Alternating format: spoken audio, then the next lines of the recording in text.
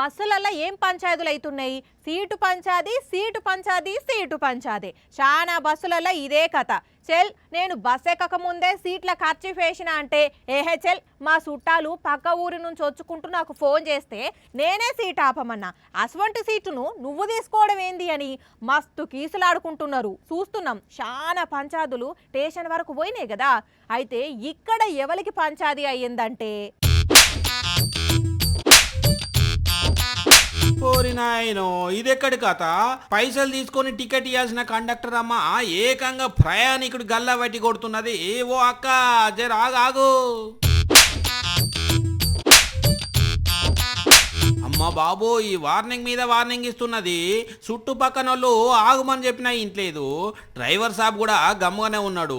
ఇంతకేమైందని అంటే కృష్ణా జిల్లా ఉయ్యూరు డిపో అయిన ఈ బస్సుల ఈ తాత ఎక్కి 200 రూపాయల నోటు ఇచ్చిండట. మరి కండక్టర్ అమ్మ దగ్గర చిల్లర ఉన్నదో లేదో తెలియదు కానీ ఏందో గునిగినట్టు మాట్లాడిందట.